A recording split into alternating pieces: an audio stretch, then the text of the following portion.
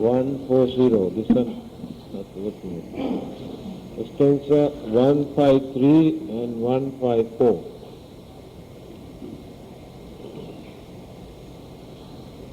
No, let. No, allow her to stay. If she likes, no harm at all. That is, she started.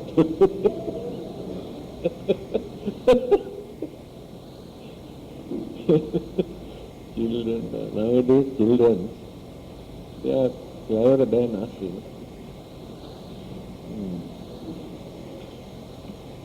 Very good response today.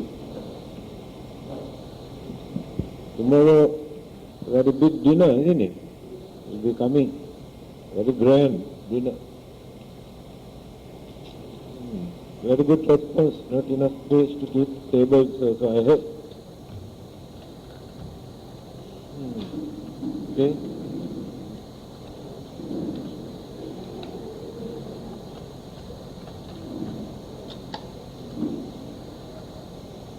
Cannot make noise, huh? Otherwise, no sweet next time, huh? Right. Anika jati sankharang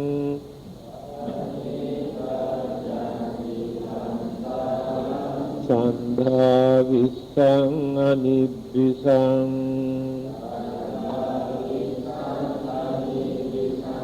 Vahakarakang gave santo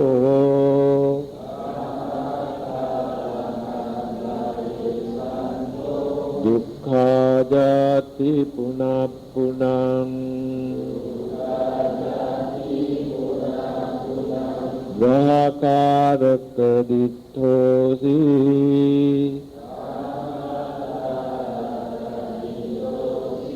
Punadehang nakahasi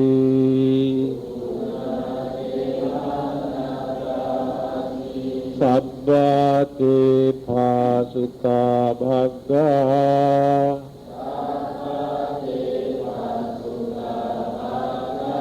Bahakutang visankitang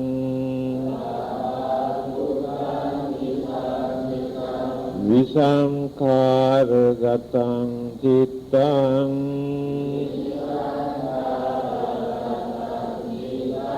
Tanhanang kaya majjaga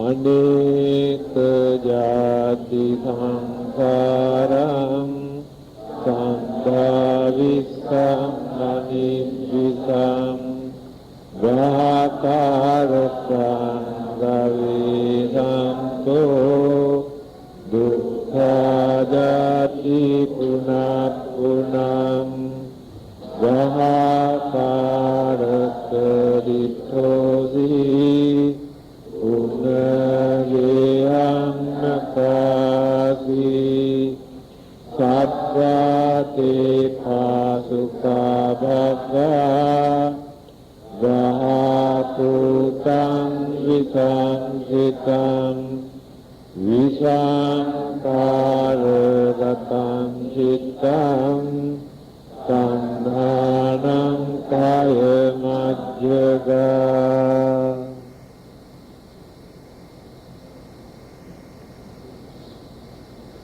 Through many a birth, I wandered in samsara, seeking but not finding the builder of the house. Sorrowful is to be born again and again. O house builder, thou art seen. Thou shalt build no house again. All thy rafters are broken. Thy which fall is shattered. My mind has attained the unconditioned. Achieved is the end of craving. Can you remember when and where, why the Buddha uttered this saying? Is there anyone who can remember? I think we have heard this. I always quote these sayings of the Buddha. You cannot remember.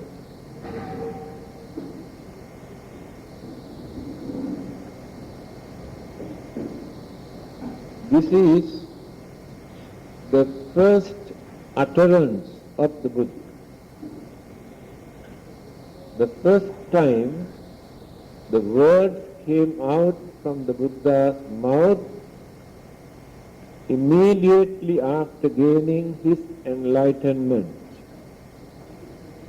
Therefore it is called first utterance of the Buddha.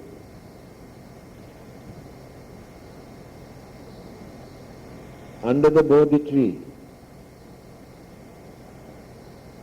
But there was nobody to listen.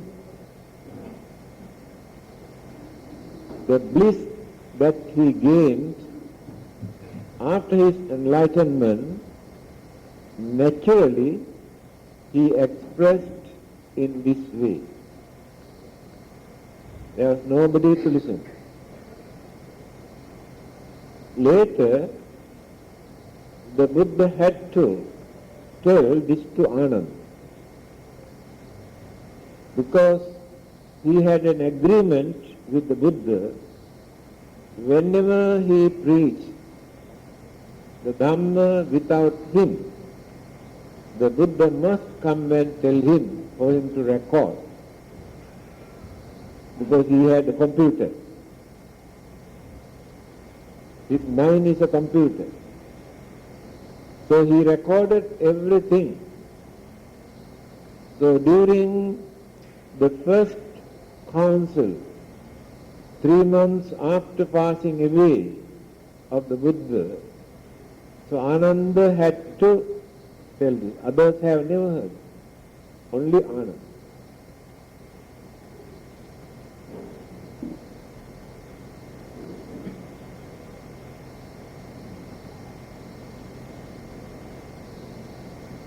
The meaning is very deep and very important,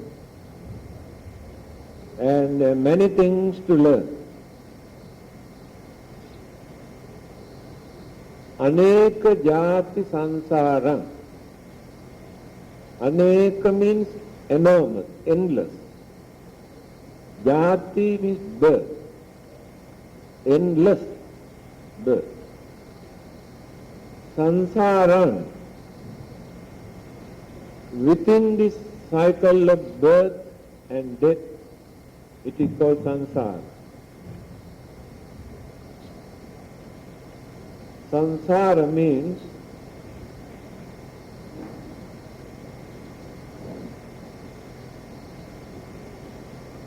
wheel of existence,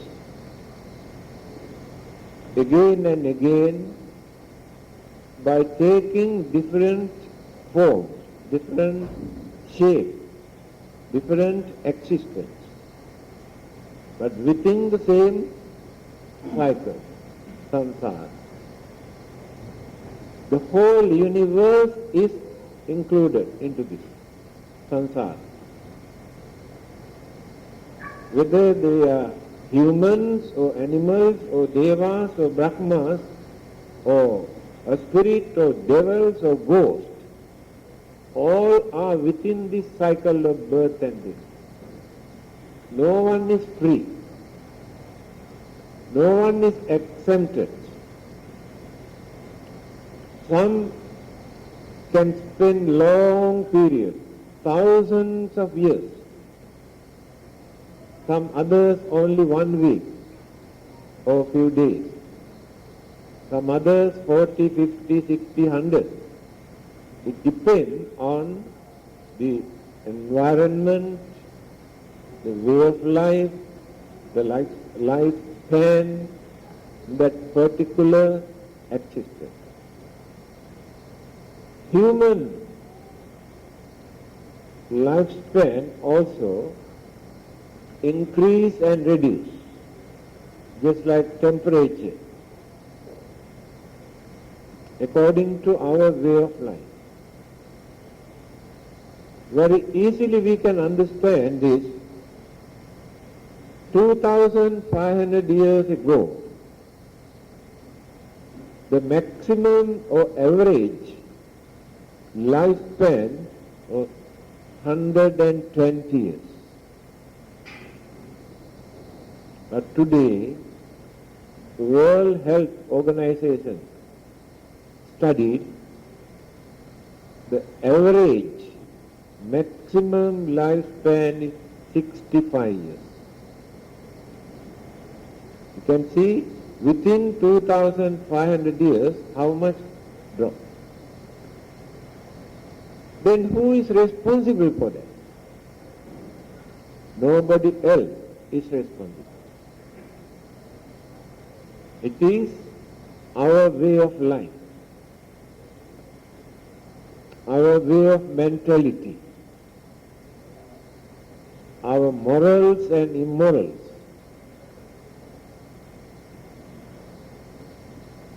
Polluted mind or purified mind. In Chakravarti Siha Nada Sutra, the Buddha has mentioned this. Declining of mankind now started already. This goes down up to 10 years. The maximum lifespan goes down to 10 years. Today 65. So another few thousand years time, our maximum lifespan go down to 10 years. It is natural. It is not the act of God, but our mind, our way of life. So again start to increase. Go on increasing up to maximum level. After that again started to decline. Then the next Buddha, the Maitreya Buddha, will appear at that time. So we cannot calculate in terms of years exactly at what period, what age. This is the nature of the world systems and existence. So then, the world also slowly decaying. All over the world, people have experienced this. The climate, the heat, the cold, and environment completely changed. There is some sort of imbalance amongst the elements. When these elements combine with the polluted human mental vibration, then natural disasters take place. Mental vibration, polluted mental vibration, and imbalanced elements. Then the destructions of one particular world take place. It is not that God destroyed this world, or devils or somebody else destroyed this world. The human mind contributes for this natural disaster.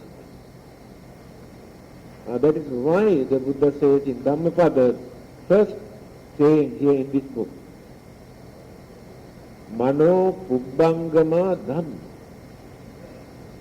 Human mind is responsible for all good and bad occurrences in this world. Human mind contributes for all these changes, development as well as deterioration. We can understand actually how far we have changed our culture, our religious way of life, our civilization, our morals and ethics. We use them only for the namesake. But we have done a lot of damages to all those things. I can give very simple example. When we were small children, the way how some people enjoyed their life by using so-called immoral or indecent or irreligious behavior. If anybody wants to drink at that time, nobody drinks at home in front of children or wife. Goes out without others' knowledge, simply drink something, come back quietly and sleep, without allowing others to know that he has taken it, because they knew it is wrong. But today, people send invitation cards. It has become social to attain cocktail parties, completely forgotten that it is immoral, it is irreligious, it is uncultured. In simple language, it is uncultured. But we never take seriously this thing because bad habits, immorals have become very common. Then what do people say? Oh, everybody is doing. It's a wonderful experience. Everybody is doing, therefore it is good.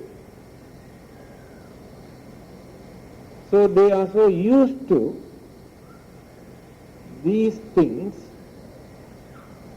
not knowing morally, ethically, spiritually, they are deteriorating their way of life.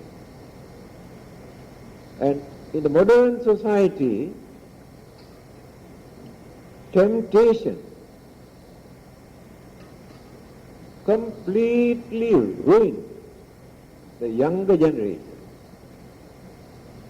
Mass media, television, magazine, cinema, newspaper, advertisement, everything to arouse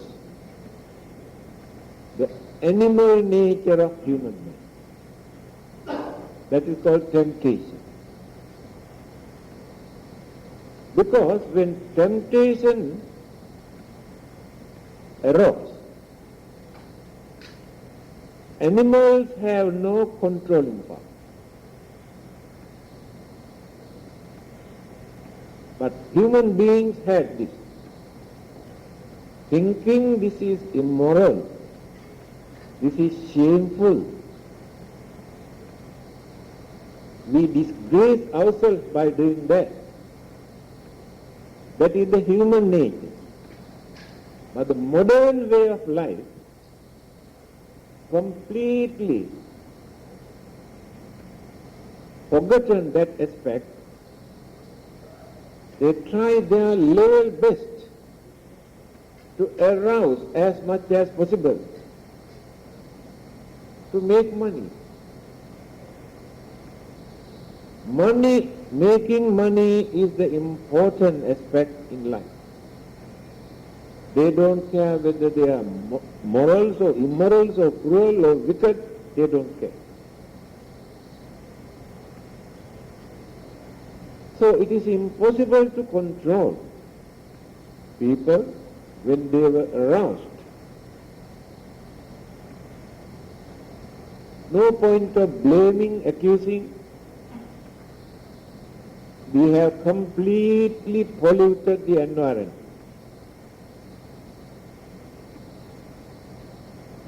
So, existence in this world creates enormous suffering. But our craving for existence, our craving for pleasure, they are so great, so deep. We are willing to suffer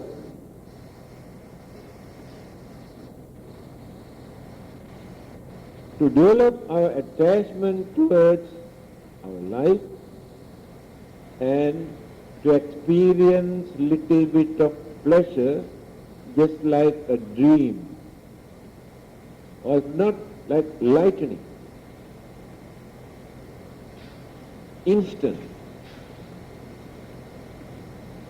fleeting nature of the pleasure. We surrender everything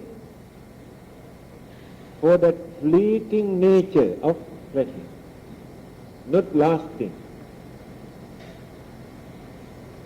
So by considering this situation very deeply, the Buddha started to sacrifice his life, to sacrifice his pleasure, to sacrifice his power and authority and kingdom, to realize, to gain, to understand how to settle this problem. So after working for a long period, endless, we cannot count, he has mentioned in his teaching what he has done only within 555 previous births, only little bit. The rest he has not explained. What sort of sacrifices he had done, how he had to renounce so many things to develop this detachment, not to become slaves to senses, and to release others' sufferings and fears and worries, disturbances. So life after life he went on cultivating. Finally he got it. After gaining, the bliss that appeared in his mind forced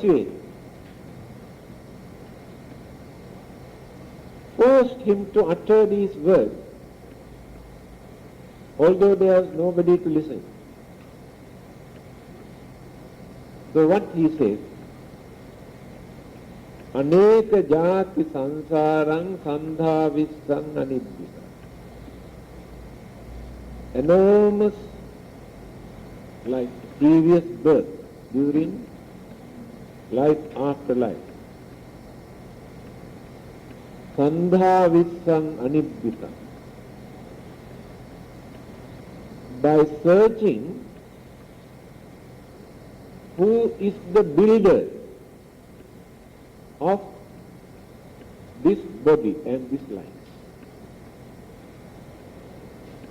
Who is responsible for building, erecting this body and the life. All the others say God created, finished. There is nothing to study, nothing to learn, just believe. The Buddha did not accept that. God created. That is why he wanted to find out.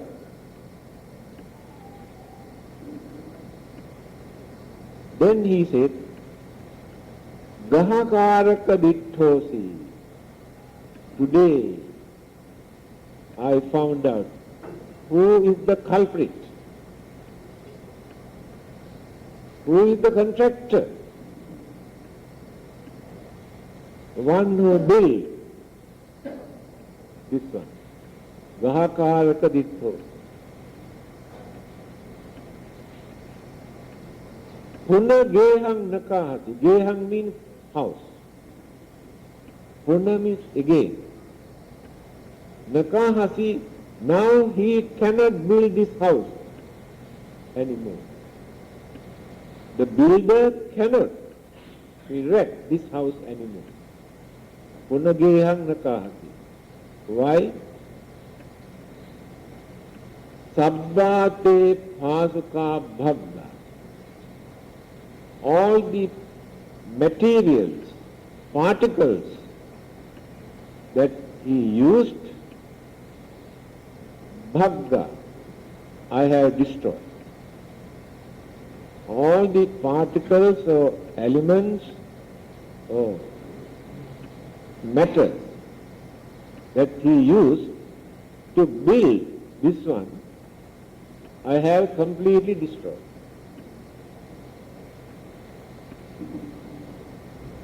Sabbate Pasuka Bhakta. Gahakutang Visankhita. Gahakuta means the beam that holds the roof. That one also I have broken. Gahakuta means the roof. That one also I have broken. When I say this one, there are some people who say Theravada Buddhism is the foundation of a building. Mahayana Buddhism is the structure of the building. Vajrayana Buddhism is the roof of that building. But don't forget, if the foundation is not strong enough, the whole building will collapse. They too admit Theravada Buddhism is the foundation.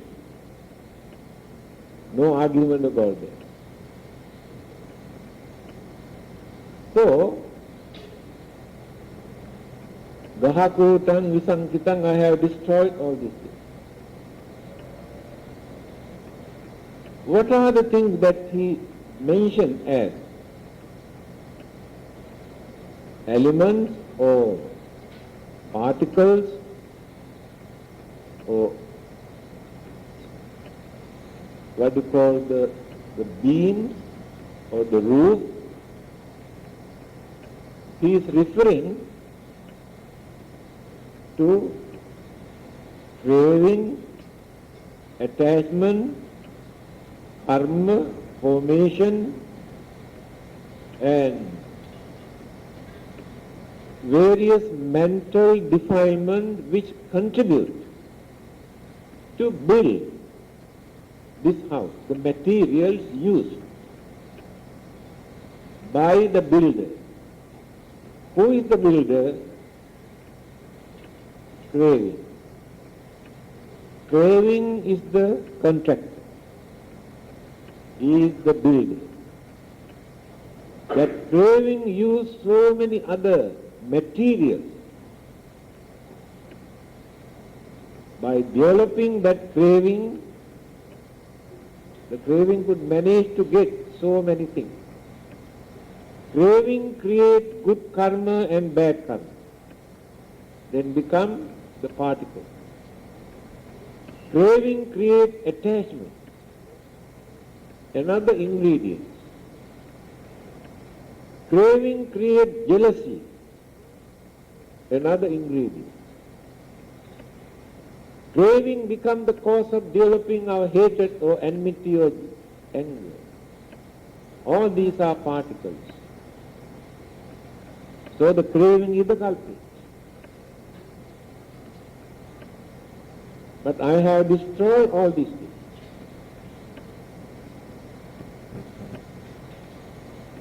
Punagehang nakahasi, cannot build anything, no more house. Visankhara gatang chitta. That is very interesting. Sankhara, visankhara and chitta.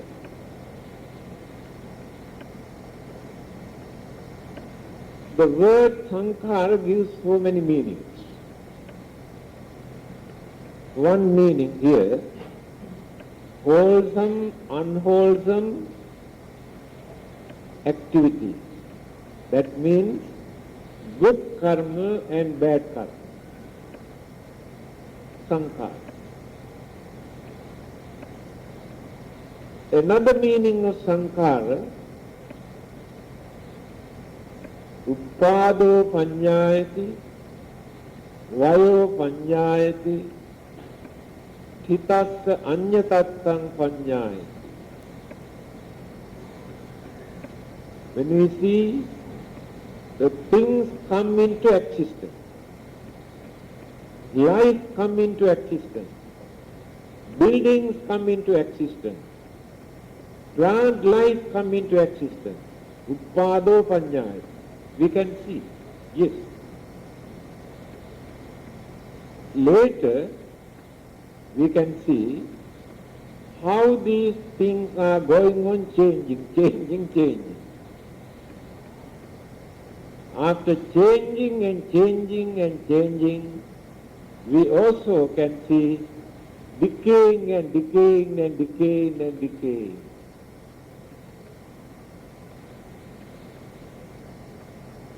After that we can see how disintegration or dissolution takes place.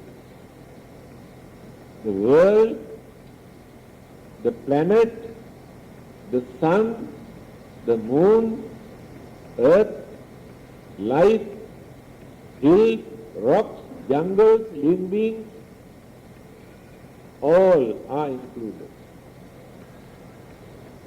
They all come into existence.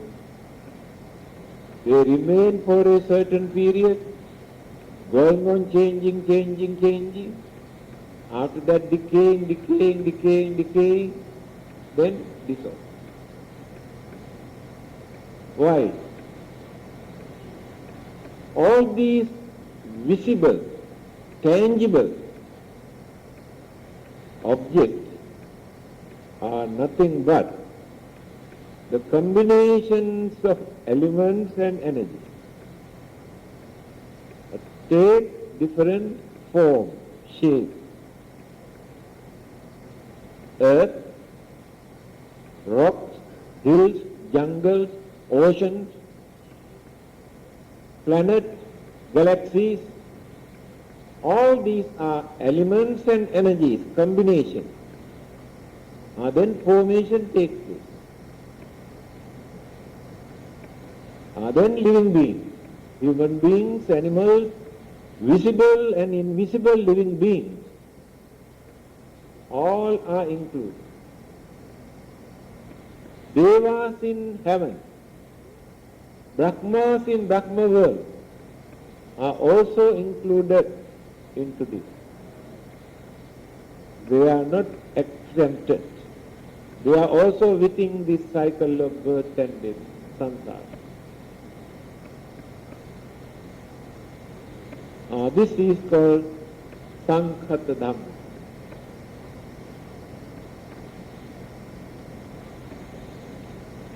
Anicca sankhara. When we perform a funeral rites, we always recite this. Anicca sankhara uppada vaya dhammi. Uppajjitva niruddhanti. Tesang rupa samo sukho.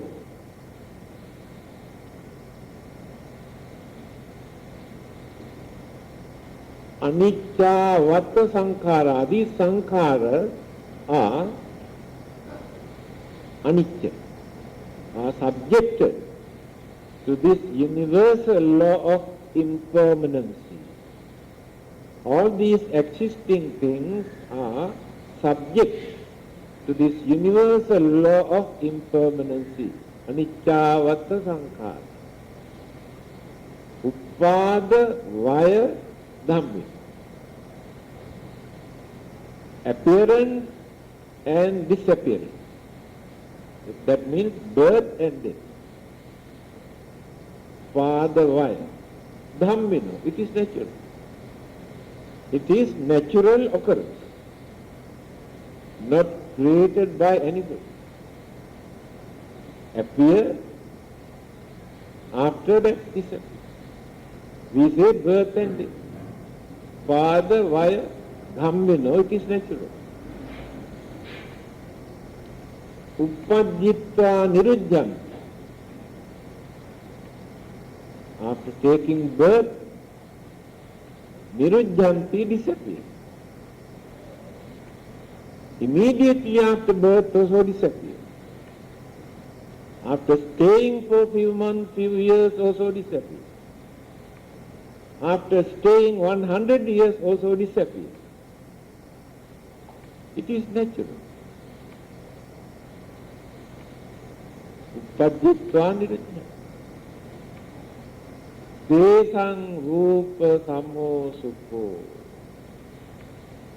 How nice. If we can get rid of this, then we experience samo sukho, happiness. When we are free from this birth and death, then we will be happy. Otherwise, no happiness, always fear and worry and disturbance. This is the teachings of the Buddha. So the word sankhara gives so many meanings. Here he used the word sankhara, visankhara gatang cittan. Now in his mind, no more wholesome or unwholesome karmic energies which create either good karma or bad karma. That mind cannot create any karma. But all of us can create karma. Either good karma or bad karma. An arahanta cannot create good karma or bad karma. A Pacceka Buddha cannot create good karma or bad karma. Samma Sambuddha cannot create good karma and bad karma. Because their minds are free from those ingredients which condition, which create karmic force. Visankhara gatang cittan. Tanhanang khaya majja. That tanha, that craving, I mentioned earlier as culprit. Khaya. Khayang ajjata, completely eradicated, uprooted. cannot find any more craving in that mind. If there is no craving, then Nathidani Punabhavo, no more becoming again. Punabhavo, becoming again. Nathidani, no more. Stop. But we don't like this. That is why we say we are ignorant. That ignorance doesn't allow us to get into that life. Ignorance nurtures, supports our craving. Craving develops attachment. Attachment creates disappointment, unsatisfactoriness, worries, disturbance. Because that attachment won't remain for a long period or forever. When that attachment is broken, they are in trouble. A young boy and a girl develop strong attachment, like magnetic power, very strong. After some time, due to certain incident, misunderstanding, slowly, that attachment is fading.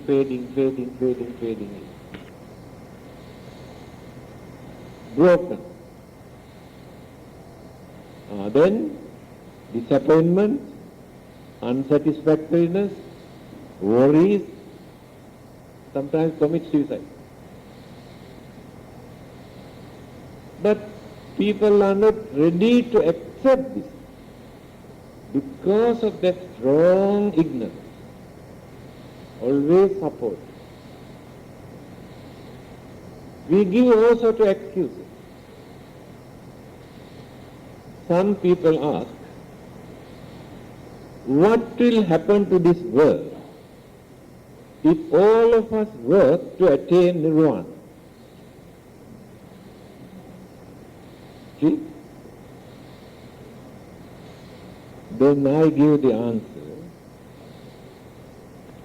A patient who is in the hospital, who is suffering from various sicknesses, a specialist who comes from another country promised that I discovered a wonderful medicine. I can send all of you home if you take my medicine. Then few of them think, if all of us go home, what will happen to our doctor? What will happen to our nurses? What will happen to our attendants? They lose their job. Therefore we stay back.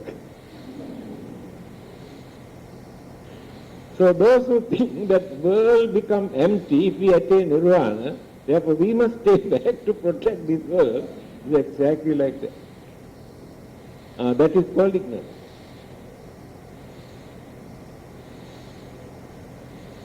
So these sayings of the Buddha, Aneka jati sansarang, sandha vissang anibhisang gahakarkang gavesanto, dukkha jati punam, enormous dukkha, suffering. Birth and death, these two things are more than enough to experience dukkha. And the sicknesses, old age in between. Again, fighting, quarreling, misunderstanding, enmity, create a lot of dukkha. then poverty, starvation also create dukkha. And many other countries, natural disasters, war, create dukkha. So wherever we exist, it is impossible for us to get rid of dukkha. On dukkha. We are standing on dukkha. Everything is impermanent. World is impermanent. Galaxies are impermanent. Then, if they are impermanent, that impermanency creates dukkha, suffering, unsatisfactoriness. In our families, how many times a day we experience dukkha?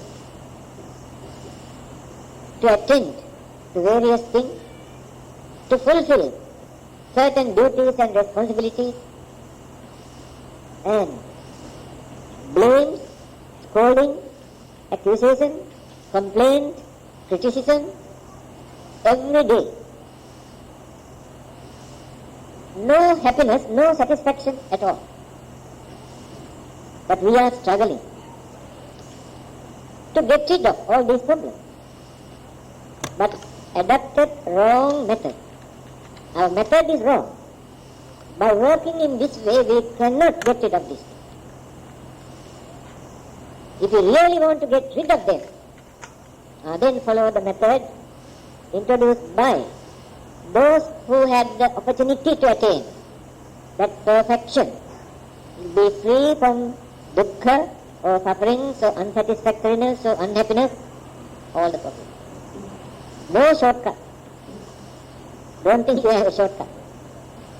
Don't think that another person come and save you, protect you, take all your worries.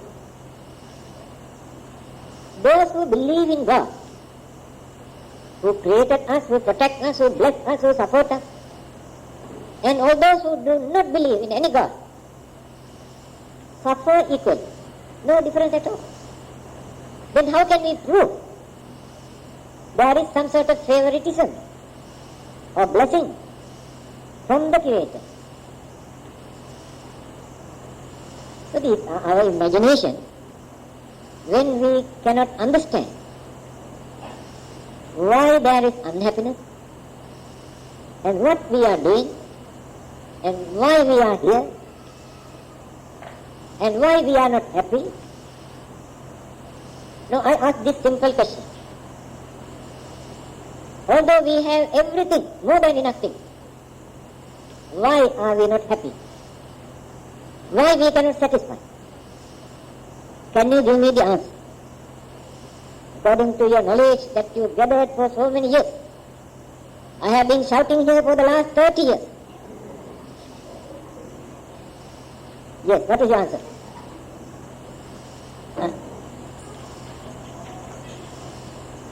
Not bad. You say because of the desire. Actually, the real answer to this question, why we are not happy although we have more than enough things? Because we have no contentment. That's all. If there is contentment, we can satisfy. We don't worry. We never create jealousy. We never get angry. We don't create enemies. Because we are content. But people are crazy. Although they have more than enough things, still they want to collect and dump and dump and dump. Do you know for what purpose? That is why they cannot satisfy. They cannot die peacefully.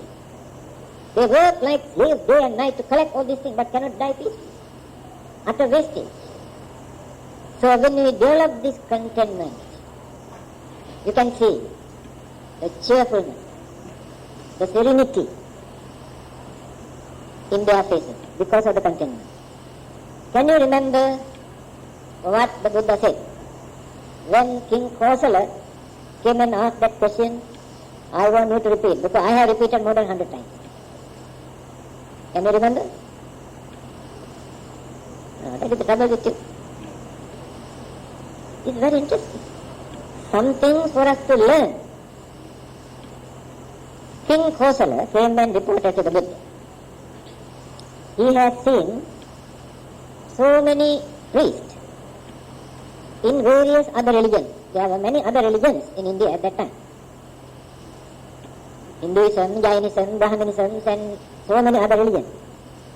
He said, when I look at your disciples in monks, the serenity, the cheerfulness, the good complexion that they have, I cannot find among the followers of others. I really cannot understand why. I also heard that your disciples do not enjoy their life. They take one meal a day, but others eat always. But they eat, I heard, only one meal a day. They lead a simple life, and they have no proper dress. You see, they have no proper dress. I remember so many people criticize and condemn, saying, what is wrong with a man? Why can't you use a suitable dress when you go to some other country? I think you can remember that Reverend Gunarathan, who came from America. Formerly he was in Washington. One day he was standing in the bus station to travel somewhere. Then a black Indian also came to that holding place and watching. And he was wearing like this. He used this language. Here our friend from America, he knows. He used this dirty language. What the bloody whole country that you come from, man, why can't you wear a suitable dress? That is their feeling.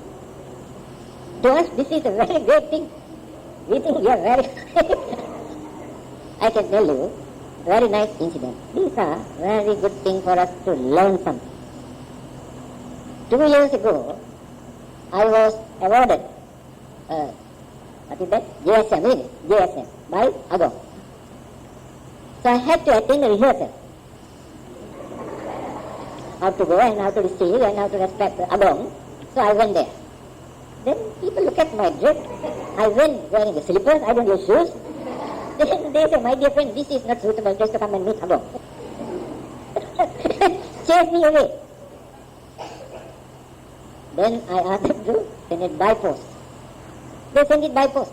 The medal and the certificate and everything sent by post. I did not go there to receive because this is not suitable.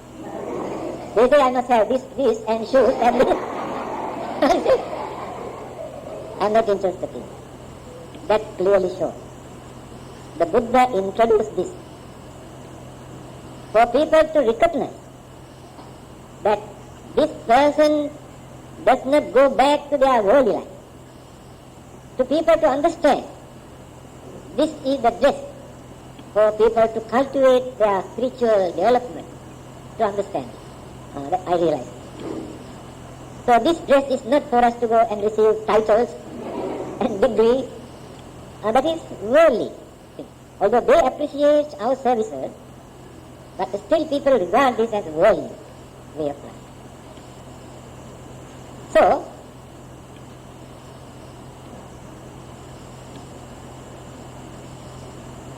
according to this saying of the Buddha, we have to think actually very serious to understand what is wrong with us.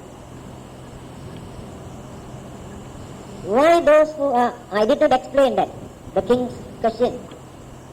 He asked the question, how the Buddha explained why my disciples are so serene and always cheerful and they have very good complexion.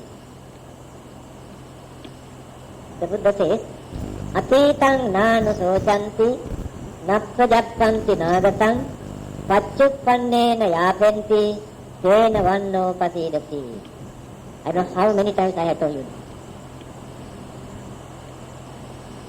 Atitang nanusocanti.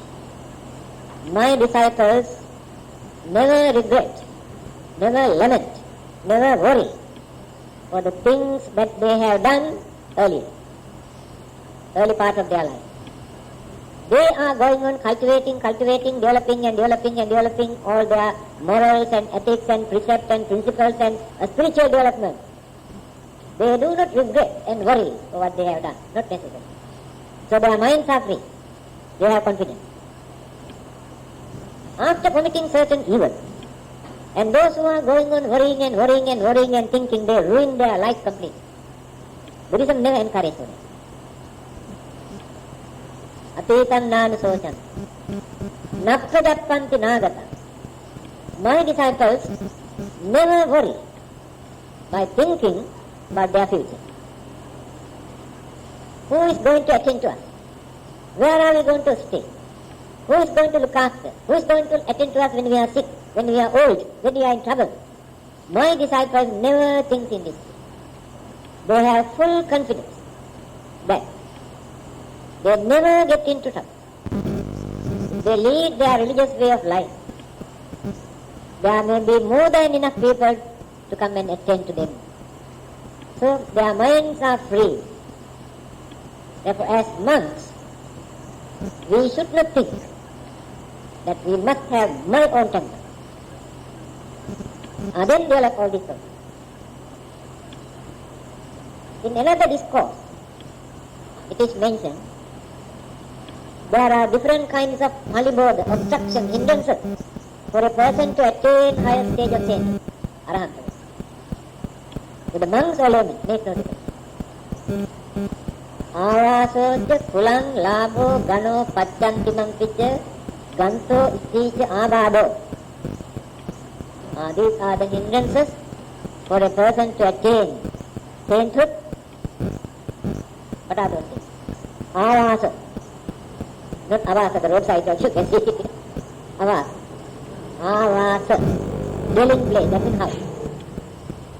If anybody take the responsibilities to look after a house as owner of that house, that ownership, that responsibility hinders the spiritual development. Because lot of disturbance. Avasa. Kulam. Family. If anybody develop their strong attachment toward their family, they have to pay attention. They have to attend to their needs. Whole day and night they have to concentrate on their activity. They have no time for their spiritual development.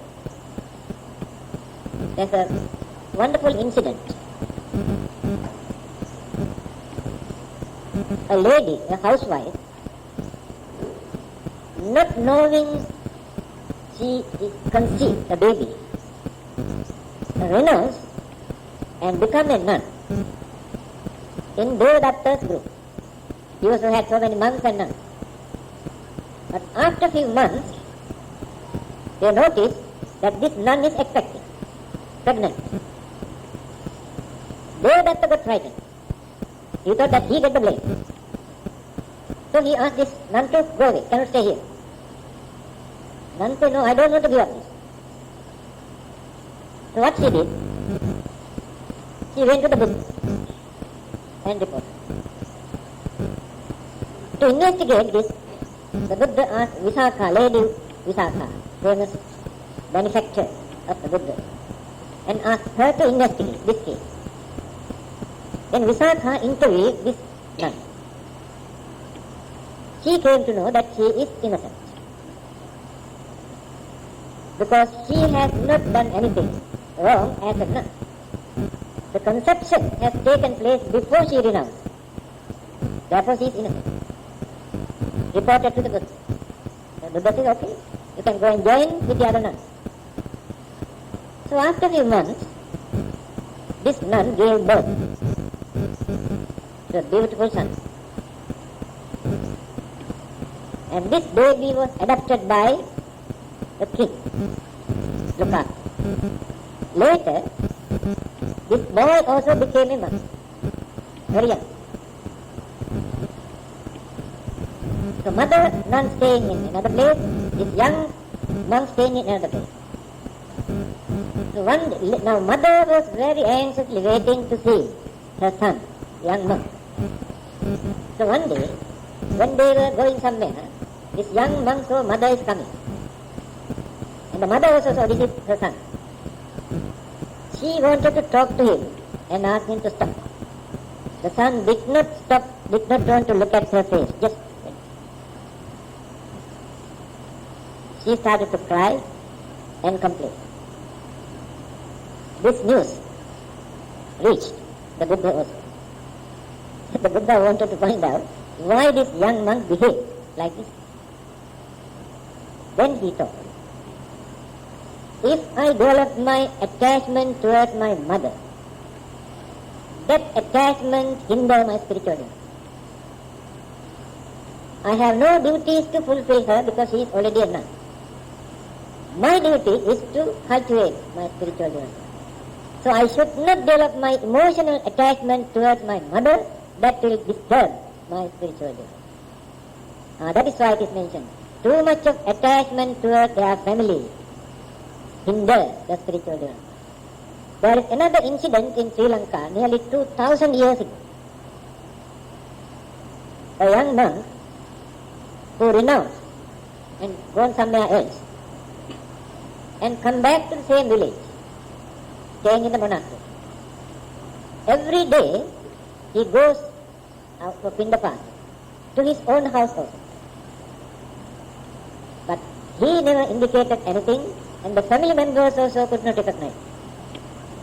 7 years he visited the same house, but still there is no communication, no recognition, until he attained the higher stage of sainthood. Then he said, why I did not reveal?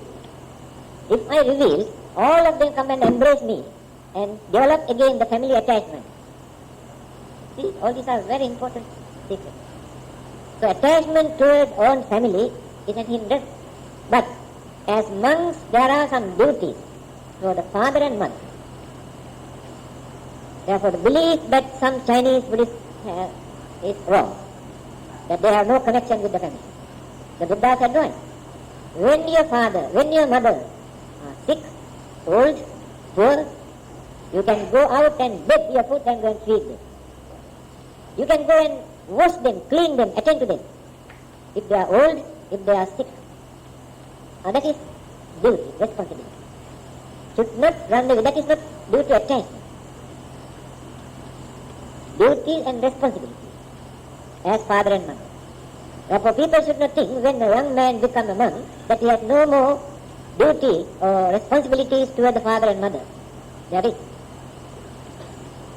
Then the next one is labha. In simple language, lot of red packets. Labha, gain, property, gifts, red packet. Then develop craving, slowly. At the beginning, this monk had no craving. But when people start giving so many things, he collect and keep and then develop craving. And that will become another hindrance for that monks to attain sainthood. Next one is mix up with the crowd, always. Whole day and night go on talking and moving with others. No time to relax and develop and meditate and concentrate for the spiritual development. All the while going on kachaw and gossiping and no use. That way of life is not suitable for a monk. Pachanti monk, traveling too much, and I am one of them. Yesterday, Kelantan, 3 days ago in Singapore, and next Monday in what we call Kedah. So I cannot attain Arahanthood because of it. But the purpose of my traveling is to enlighten others, to educate others, to make them people to be more religious. Not for my personal gain or sightseeing or any other personal purpose. Those who travel too much, here and there, without any aim, without any purpose, without any soul, also become the hindrance for the spiritual development. Then, pachantim, staying in certain isolated areas where there are no suitable people to associate, no religious atmosphere, people are very uncultured, uncivilized, and no religious environments at all. Now then, they experience the difficulty of cultivating because the environment is not suitable for the cultivation of a spiritual world. Grantha, book knowledge. Book knowledge becomes another hindrance. You go and reading all those psychological and religious and metaphysical things, and Theravada, Mahayana, Vajrayana, Tantrayana, this yana, that yana, finally you get fed up with Buddhism. There must be one guideline. If you mix up all these things, you do not know what to accept, what to reject, what to believe, you are in trouble. There must be certain guidelines. Don't read all the rubbish, what people write in the name of religion or anything. It has become nuisance actually. In this country also we can see the nature of certain books in Chinese and English that they print and distribute, utter rubbish. No meaning in certain books at all. Misleading innocent people, but they believe what they have written. Misinterpreting. Book knowledge is very dangerous. Then, next one is the opposite sex. Yeah, it is understood. Opposite sex, that's why I understand our reverend advise people not to develop metta toward the opposite sex. It's very unfair. Very unfair. He said, don't develop your metta, loving kindness toward the opposite sex. That means you may hate it. Is that the method, Reverend? The Buddha also mentioned this. First, you should not develop this toward the opposite sex. Because there is very narrow margin. Metta and love. Very narrow margin. Love can become, metta can become love if you develop toward the opposite sex. First you must develop your mind properly. After that you can radiate your metta toward the opposite sex, not at the beginning. At the beginning, if you do that, you get into trouble. Then, abadha, certain sicknesses, definitely. Because people who suffer from various sicknesses day and night, they are worrying and suffering and grumbling and no time to concentrate, no time to think. Their minds also confused, disturbed. So that is why today we perform the higher ordination of this reverend. We did not inform anybody. So when we are going to give that higher ordination, we ask certain questions. Whether you are free from these problems. What are those things? First thing, whether you are indebted, whether you have borrowed. Because there were many who, after borrowing money, run away and hide in the temple, become monks. They cannot claim mercy. So the Buddha came to know this one. This is one of the restrictions you must ask, whether he is indebted. Otherwise, don't know this. Another one is, Nasi Raja Bhatto. Raja Bhatta means soldier. Whether you are serving in the army as a soldier. Also, there were many. To escape from the battlefield, they run away from the army, enter into the monastery, and become monks. When the commander-in-chief came to know this, he was very angry. He wanted to punish the monks who ordained soldiers. The king came to know this. He went to see the Buddha and requested, advise your disciples not to ordain anybody who is serving in the army. So the Buddha accepted. I also heard something, I don't know how far it is true, in China, long ago. When they were serving the army, they escaped and enter into the monastery and become a monk for a certain period. After that, they go back. So when they came to know this, they started burning. They cannot escape. To recognize that this person has become a monk. Because in other countries they don't burn. So we did not burn your head, today. Because I know you don't run away. Then, are you suffering from these kind of sicknesses, incurable, such as leprosy and these kind of sicknesses? Because those who suffer from those sicknesses are not suitable to lead a holy life as monks, but they can remain as lay Buddhists to practice Buddhism.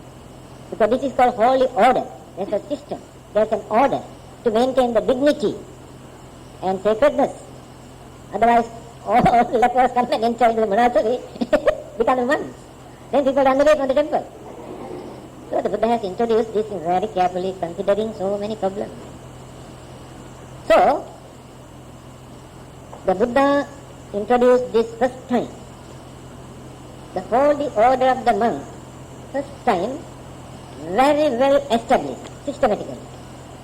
Only Buddhism.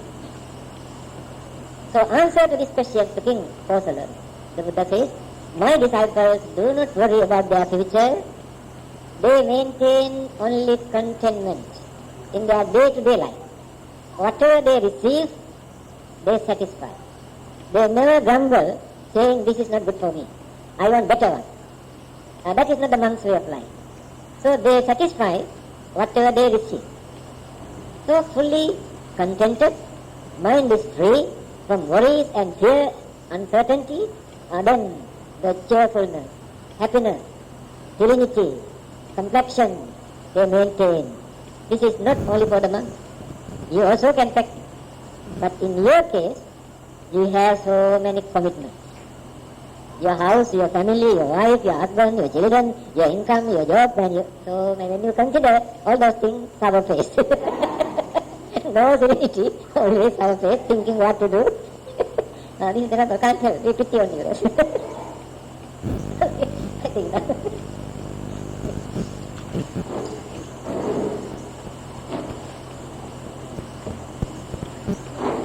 Sharing on that. Sharing. Imina punya kammena upadhyaya gunuttara acari upakalaca mata pita piya mamang suryo candi maharaja gunavanta narapica brahma maharaja indaca lokapalaca devata yamo nitta manussaya madhyata verikapica sattve satta sukhi hontu punyani pakatani me sukhanca tiridam dentu hitvang bhateta omatang imina punya kammena imina uddisena ca hitvang sulade jeva tannupadana sedanang ye santane hina dhamma yava nibbana tu mamang nassantu saddhava eva jato bhave bhave ujusitto satchipanyo sallepo viriyavabina maralapantu no khasam katunca viriyetu me buddhadi pavaronato dhammo nato varuttamo nato pacceta sambuddho sangho nato taro namang tejottama